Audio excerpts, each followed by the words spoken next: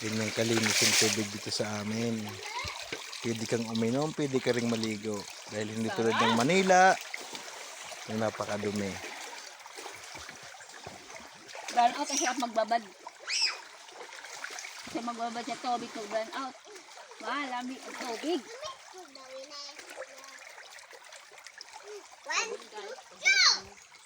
Yung anak ko, enjoy na enjoy sa kakalangoy-langoy. Oh.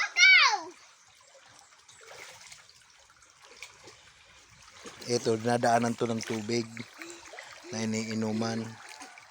Inumin. Dito lang kung mong iwan.